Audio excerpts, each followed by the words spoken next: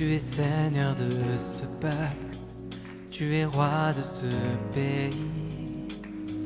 Tu es la lumière dans ces ténèbres, l'espérance des affligés et la paix des angoissés. C'est toi. Nul n'est comme notre. À partir d'aujourd'hui, nous commençons une nouvelle série qui va nous amener jusqu'au début, ou du moins fin février, pardon. C'est littéralement cinq enseignements, 5 chapitres dans le livre de Genèse sur la vie d'Abraham. Et nous l'avons intitulé l'héritage du royaume. Si vous lisez le Nouveau Testament, il est plus ou moins clair qu'Abraham devient une charnière. Il y a une histoire qui commence à Genèse chapitre 1 jusqu'à 11, et à partir de 12, il y a une charnière entre 12 et 15, et puis il y a une autre histoire qui continue, qui est un peu plus grande que la personne d'Abraham. Et nous avons pensé que c'est important de le voir, parce que c'est à partir d'Abraham que les grandes promesses de l'Évangile sont claires. Dans l'Ancien Testament, Genèse 1 à 11, ces promesses ne sont pas très claires. Mais à partir d'Abraham, verset chapitre 12, principalement, on voit ces promesses d'une manière plus claire, où Dieu semble parler maintenant de l'établissement de son royaume, d'une terre, d'un peuple, d'un Dieu et d'une loi. Et donc, nous allons étudier cette section pendant 5 semaines sous le titre « Héritage du royaume ». J'espère, et c'est ça l'espoir que nous avons, c'est que de la même façon que quand Dieu a commencé à se révéler à Abraham, le contexte était celui de la tour de Babel. Genèse chapitre 11, premier verset jusqu'à la fin, c'est-à-dire verset 26. La tour de Babel. C'est quoi le problème avec la tour de Babel? C'est que on a vu la création, Genèse 1 jusqu'à 2. On a vu ce qu'on appelle la chute, c'est-à-dire l'humanité se rébelle. Il y a Dieu qui a un plan parfait pour l'humanité. L'humanité ne veut pas de Dieu. Chapitre 3. Et après, on voit Dieu qui recommence avec Adam. Il leur donne deux fils, Caïn et Abel. Et on voit que cette histoire s'abîme. On arrive à Noé, on pense qu'on recommence de nouveau. Et cette histoire encore s'abîme. Et on arrive au niveau de la tour de Babel. C'est comme le mot l'indique aujourd'hui quand on dit en français la tour de Babel. C'est du Capharnaüm. Tout le monde fait ce qu'il veut. Tout le monde cherche sa propre gloire. Et on a l'impression, quand vous lisez la Bible, que le péché a gagné, le péché allait dessus. C'est-à-dire, Dieu a échoué encore une nouvelle fois, une troisième ou quatrième fois, d'instaurer son royaume sur les gens, d'instaurer ses règles, de sauver les gens du péché. On a l'impression, quand on termine le chapitre 11, que c'est le péché qui semble avoir le dessus. Et le chapitre 12 vient, on voit que non, Dieu a un autre plan. Et peut-être un plan plus efficace. Et quand on est où on est aujourd'hui, 2000 ans après la croix, on voit maintenant plus clairement qu'au fait, chapitre 12, c'est simplement une suite logique du chapitre 3, où Dieu dit, un de ses descendants de la femme piétinera sur la tête du serpent. Et donc, dans un pays comme le nôtre, dans une région comme la nôtre, dans un temps comme le nôtre, où vous n'avez qu'à écouter les nouvelles, vous n'avez qu'à marcher dans le quartier pour voir l'ampleur du péché, pour voir le mal qu'il y a dans les cœurs des gens, pour voir le niveau de mal qui existe autour de nous. Moi, je rencontre des gens toutefois et tout le monde aimerait penser que le monde, il est bon, les choses sont belles. Moi, je dis, oh, c'est bon, vous n'avez pas encore vécu. Il suffit juste de vivre suffisamment pour commencer à comprendre qu'à part la réalité du péché, c'est difficile d'expliquer les gens. Un père qui est en conflit ouvert avec son fils. Une mère qui, vous l'entendrez des histoires, a voulu empoisonner ou a empoisonné ses enfants. Est-ce que quelqu'un peut comprendre ça? À part le fait que le péché est tellement puissant et semble avoir les dessus sur tout. Comment est-ce que vous expliquez ça? Comment est-ce que vous expliquez l'avarice humaine où des gens se pavanent dans des millions et puis ils prennent des selfies quand ils donnent des petits centimes aux gens? Comment vous expliquez ça?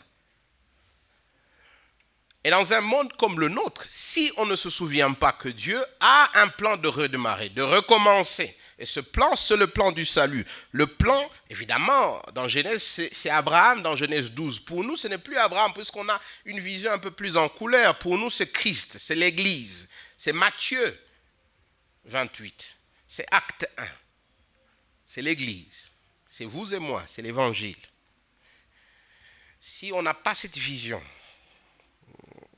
eh bien, on ira de dépression en dépression dans un monde comme le nôtre. D'où la nécessité pour nous d'étudier cet appel que Dieu lance à Abraham, qui est aussi un appel qu'il lance à l'Église au travers Christ, qui est un appel que Dieu vous lance, moi et vous, au travers Christ, en ces débuts d'année, pour dire, écoutez, finalement, Dieu a un plan pour résoudre tous ces problèmes de péché, des problèmes d'injustice, le problème de mal dans ce monde. Mais comment allons-nous répondre? Allons-nous être comme Abraham, des marches d'une foi obéissante? Ou allons-nous être de ceux qui résistent? Dieu est dans le processus de sauver l'humanité. Il a commencé ce processus de la même façon qu'il a appelé Abraham. Sors de là où tu es, va là où je te montrerai. C'est la même façon qu'il a amené son fils. Et il est en train de se reconstituer un peuple qui est son Église. Et l'invitation est lancée à toi et à moi, à double niveau. Une invitation personnelle pour appartenir à ce peuple. Une invitation pour être aussi quelqu'un qui invite les autres. Mais la question, c'est comment est-ce que nous allons y répondre? Et c'est ça le sens de ces enseignements sur 5 semaines. Nous allons voir Abraham qui répond par la foi. Nous allons aussi le voir, Abraham qui doute. Abraham qui ne fait pas confiance à Dieu. Nous allons le voir. Et j'espère que ce sera des moments où non seulement vous comprenez ce que Dieu est en train de faire dans l'histoire, mais ce sont des moments où vous vous remettez en question. Ce sont aussi des moments où vous vous engagez à répondre par la foi. Et c'est d'ailleurs aujourd'hui ce que j'aimerais ce soir. Qu'en sortant d'ici, on se rende compte que l'appel d'Abraham est d'actualité. C'est un appel que Dieu vous fait, qu'il me fait. Et auquel nous sommes appelés à répondre. Que c'est vrai, nous ne sommes pas des Abraham. Et donc c'est dommage des fois quand les gens lisent ce passage, ils disent, ah Dieu va me bénir, et ils pensent que les bénédictions, c'est les véhicules, les maisons. Ce n'est pas ça. On va le voir que le Nouveau Testament dit, la vraie bénédiction, c'est connaître Christ. C'est Christ. Les Éphésiens chapitre 1 les dit. Et donc, quand Dieu parle de ces bénédictions, il parle de cette relation que nous avons avec lui au travers Christ, qui est la plus grande bénédiction qui soit. Comment allons-nous répondre à Dieu, à l'appel de Dieu?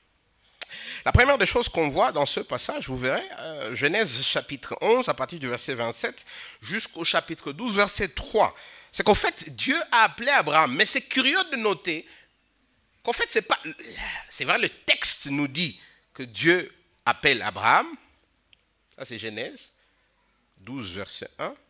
Mais si vous notez, c'est pourquoi on a commencé 11, 27. C'est qu'on a l'impression que l'appel ne commence pas avec Abraham, commence avec son père. Acte chapitre 7, verset 2, il dit Dieu avait appelé Abraham quand il était encore dans Our.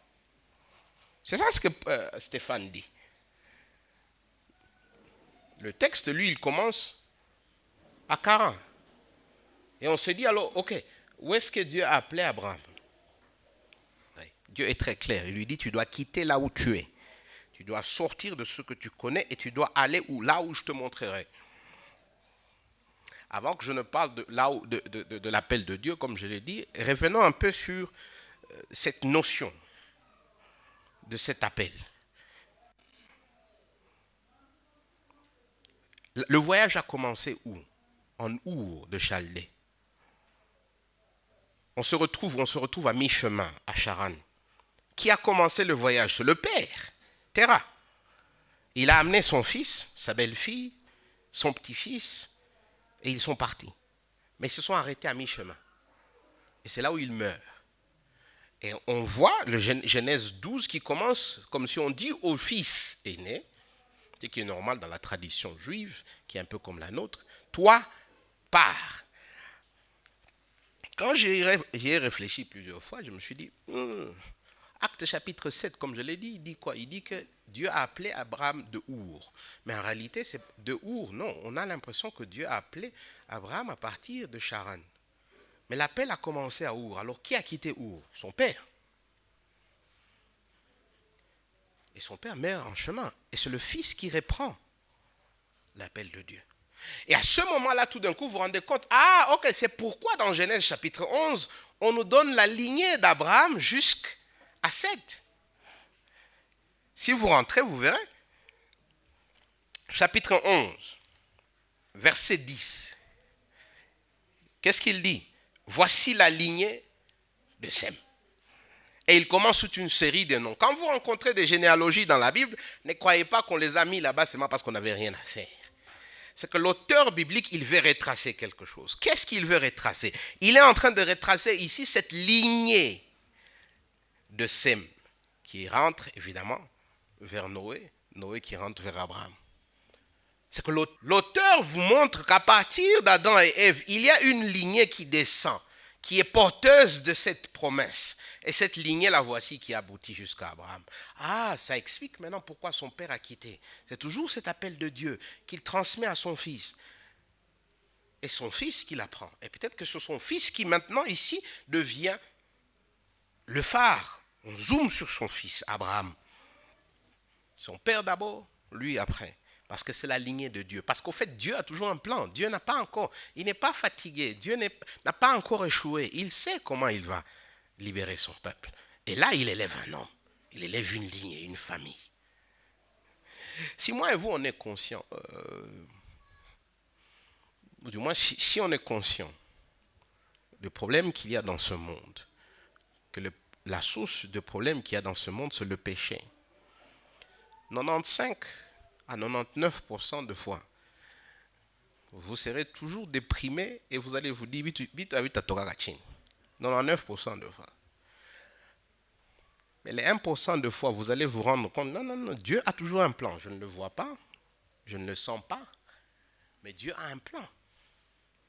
Et c'est vrai, le monde entier est en train de se corrompre, mais même dans les ténèbres, il y a cet espoir de la lumière parce que Dieu a un plan. Et c'est ça, c'est-à-dire le monde entier à ce moment est corrompu. Une bonne partie de la lignée de Sem est aussi corrompue. Mais il y a une famille. Il y a une famille. Il y a une personne, Terah, qui a un fils, Abraham, que Dieu veut utiliser. Ça nous donne le point d'espérer au milieu des ténèbres, de garder espoir, parce que Dieu a un plan, et moi et vous, on le sait, au travers de son Fils, même dans les ténèbres, au travers de son Fils, même quand les églises ont les problèmes qu'elles ont, elles sont corrompues, Dieu a toujours un plan. Il passe au travers de son Fils qui appelle les individus. Regardez le contenu maintenant de l'appel. C'est-à-dire, la première des choses, c'est que Dieu dit, va-t'en. Moi, ça me rappelle, on va discuter de ça un peu, mais ça me rappelle Matthieu, ça me rappelle Actes. Dans Matthieu chapitre 28, c'est que vous avez, c'est que, allez.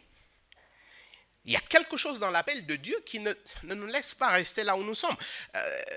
Vous rencontrez des gens qui, bon, si vous leur demandez, depuis que vous avez rencontré Jésus, qu'est-ce qui a changé? Eh bien, bon, je suis presque la même personne. Hein. Il y a pas mal, ah oui, je vais peut-être à l'église un peu plus souvent, c'est tout. Ou je chante un peu plus, c'est tout. Je dis, écoutez, l'appel de Dieu, c'est 2 Corinthiens 5. Vous devenez une nouvelle personne. Peut-être que c'est vrai, il y a des choses qui ne vont pas changer, mais vous êtes totalement une nouvelle personne. Vous n'êtes plus confortable dans votre ancienne vie. Parce que si vous êtes toujours confortable dans votre ancienne vie, c'est-à-dire que vous êtes toujours confortable dans la vie du péché, dans la vie loin de Dieu. Et il dit ici, non, va-t'en, quitte ce que tu connais, quitte ton pays, ta patrie. Il n'y a rien de mal avec le pays, il n'y a rien de mal avec la patrie. L'Église ne nous dit pas que quand tu deviens un chrétien, on a Sahabou Jama, on a Sahabou Kabila, on a Sahabou Inji. Non, ce n'est pas ce qu'il est en train de dire. Moi d'ailleurs, j'ai l'impression qu'en fait, tu as une vision plus en couleur de la réalité. Mais il y a cet appel à quitter. Et le problème, c'est que nous, on n'aime pas quitter. On aime que Dieu nous trouve là où on est et que Dieu fasse ce que nous voulons. Dieu, non, je n'ai pas besoin d'échanger toute ma vie. Je n'ai pas besoin d'échanger mes allégeances. Je n'ai pas besoin d'échanger mes aspirations. Je n'ai pas besoin... Non, j'ai juste besoin que tu viennes m'aider à être un peu plus... avoir un peu plus de chance, avoir un peu plus de succès dans ce que je fais. Je ne t'ai pas demandé beaucoup de choses. J'ai juste demandé que tu m'amènes une femme ou un homme. C'est tout ce que j'ai demandé. J'ai juste demandé que tu viennes veiller sur moi, là, tu vois, quand il y a tous les sorciers qui m'entourent. Le reste, là, je veux garder pour moi. Je veux juste avoir un peu plus de chance dans la vie. Quand j'ai fait quelque chose comme Joseph, ça prospère. C'est tout ce que je t'ai demandé. Les restes ici, je crois que ça va. Il dit, va-t'en. Quitte. Il y a cet appel à quitter. Heureusement, on va parler du mariage dans 2 semaines, il faut être là. Mais moi, je dis toujours, un des premiers principes dans Genèse chapitre 2, une des raisons, ma mariage, une des raisons, les mariages ont des problèmes. Tout ce qu'on vous raconte sur Internet, là, bon, je ne suis pas sûr que c'est vrai. Une des raisons où les mariages ont des problèmes, et des fois même arrivent au point de divorce, c'est que le principe premier du mariage, c'est que l'homme quittera son père et sa femme et s'accrochera à son père et sa mère et s'attachera à sa femme. Il y a 2 principes, quitter et attacher. Tu ne peux pas t'attacher si tu n'as pas quitté. Et il y a malheureusement des hommes qui se marient, mais ils sont encore restés chez leurs parents. Physiquement, c'est vrai, ils sont en Europe. Mais en réalité, ils sont encore chez eux. Il y a des femmes aussi qui se marient, mais qui n'ont jamais quitté. Et ça fait qu'ils ne peuvent pas s'attacher. Je crois que tu vois un peu, je ne peux pas être ici et je suis en même temps à la porte. Vous voyez, si je dois être à la porte, je ne peux pas être ici. Le quitter nécessite prendre des risques. Allez là où vous ne savez pas. Commencez une aventure où vous ne savez pas là où ça va vous mener. C'est le même principe spirituel. Si certains chrétiens, beaucoup de chrétiens, beaucoup d'entre nous, on a l'impression que spirituellement, on stagne, on n'avance pas. C'est parce que la vérité, c'est qu'on n'a jamais suivi l'appel de Dieu qui dit quitte. Laisse le confort du monde, le confort du péché, le confort de la vie que tu connais et suis-moi dans celle que je veux te montrer. Et mes chers frères, si l'appel de Dieu n'a pas encore l'attraction plus profonde que là où nous sommes, nous n'allons pas quitter. Nous allons créer des formes de religion qui nous sont à l'aise. Mais en réalité, ce sont simplement des expressions de là où nous sommes. Et ce ne sont pas des expressions de l'appel de Dieu. Mais l'appel de Dieu se quitte. Va-t'en. Sors de ton confort. Non, il va sans dire qu'on ne devrait pas normalement venir dans une église et expliquer pourquoi un chrétien doit quitter le péché pour suivre Dieu. Je crois. Et malheureusement, c'est quelque chose qu'il faut dire encore et encore. Parce que la vérité, c'est qu'on est plus à l'aise dans notre vie de péché. Et la vérité, c'est qu'on n'aura jamais l'expérience du salut aussi longtemps qu'on n'est pas arrivé à un point où on n'a plus de repos dans le péché. Je me souviens un jour, j'étais en train de réfléchir, puis j'ai lu quelque part, et je me suis dit, mais il a raison. Vous n'apprécierez jamais Christ si vous n'avez pas commencé par haïr le péché. Vous n'apprécierez jamais cet appel de Dieu à le suivre si vous n'êtes pas dissatisfait du péché. Et beaucoup de gens, ils aiment aller à l'église, danser, rentrer à la maison sans être changés parce qu'ils sont à l'aise là où ils sont. Beaucoup d'entre nous, nous ne sommes pas changés et transformés par Dieu parce que nous sommes à l'aise là où nous sommes. Si vous n'y avez jamais réfléchi, moi j'y ai déjà réfléchi plusieurs fois, je me suis dit, les gens qui seront en enfer, est-ce qu'ils seront en train de crier et dire, ah, si seulement j'avais su. Beaucoup de gens d'entre nous, on pense qu'en enfer, il y aura des gens qui seront en train de dire, ah, si seulement j'avais su. La vérité, c'est qu'ils seront là parce qu'ils auront choisi d'être là. Ils auront pensé que c'était mieux que de suivre Christ.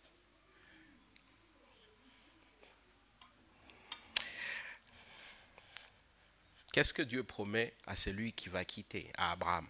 Il lui dit, verset 2, « Tu seras une grande nation. » Souvenez-vous, la tour de Babel, Genèse 11. On lisait avec moi Genèse 11 peut-être pour comprendre le verset 2 mieux. Il dit, toute la terre avait une seule langue et les mêmes mots. Comme ils étaient partis de l'Orient, ils se trouvèrent une plaine au pays de Shinér et ils y habitèrent. Ils se dirent l'un à l'autre, allons, faisons des briques et cuisons-le au feu. Et la brique leur servit de pierre et le bitume leur servit de ciment. Ils dirent encore, allons, bâtissons-nous une ville et une tour dont le sommet touche le ciel. Et faisons-nous un nom, afin que nous ne soyons pas dispersés sur la face de la terre. Qu'est-ce qu'ils cherchent? Ils cherchent leur propre nom. Et Dieu dit à Abraham, non, moi je veux te donner un nom. Tu n'as pas à te chercher un nom, moi je veux te donner un nom. Cette histoire s'est passée plus ou moins il y a 3000 ans. Aujourd'hui, on parle d'Abraham. Aujourd'hui, il y a encore des gens qui ont des enfants et qui donnent le nom d'Abraham. Alors, Dieu lui a donné un nom qui, pour nous les chrétiens, durera pour l'éternité. Dieu dit à Abraham, moi je veux faire de toi quelqu'un, mais laisse-moi le faire, pas toi. Et la vérité, c'est que moi et vous, chaque jour, on se réveille, on dit, Nami à peine d'avoir tout banidjou. Et ici au sud Kivu, à Bukavu, parmi les choses que j'ai remarquées, tout le monde est président de quelque chose. Tout le monde est secrétaire de quelque chose. Tout le monde est rapporteur de quelque chose. Dans nos discussions, on dit, on a ni ami. On veut un nom. On a un nom. Mais Dieu dit à Abraham, non, moi je veux te faire un nom. Moi je veux faire de toi quelqu'un. Moi, je vais t'élever. Pas toi. Ça, c'est la promesse de Dieu. Il dit, si tu suis mon appel, si tu vas là où moi je t'envoie, moi je m'occupe de faire de toi un nom. Moi je m'occupe, il le dit, de faire de toi une grande nation. Moi. Mieux, moi je veux faire de toi une source de bénédiction pour les autres, au travers de toi. Tu seras une source de bénédiction. C'est intéressant, c'est que dans les promesses divines, il ne s'arrête pas à la personne, mais il dit non, non, non, au travers de toi, je vais bénir les autres. Je crois que peut-être la prière d'Abraham, c'était comme tout le monde à l'époque, je veux avoir un grand clan, je veux que mon nom ne disparaisse pas, je veux que mes enfants restent. Et Dieu va plus loin, il dit non, non, non, au-delà de ça, moi je veux te faire une source de bénédiction pour les autres. Verset 3, et ça c'est un verset que tout le monde aime ici chez nous, parce qu'il y a la partie où je maudirai ceux qui te maudiront, mais il dit je bénirai ceux qui te béniront. Ça découle du verset 2, il dit je ferai de toi une source de bénédiction. Et si tu es une source de bénédiction, c'est-à-dire si quelqu'un te bénit, je les bénirai. Évidemment, en disant je maudirai ceux qui te maudiront, Dieu n'est pas nécessairement en train de dire que c'est notre tâche à nous d'aller chercher des ennemis, il dit simplement que je veillerai sur vous. Je serai non seulement ta source de bénédiction, je serai aussi ta source de protection. Et au travers de toi, toutes les familles de la terre seront bénies.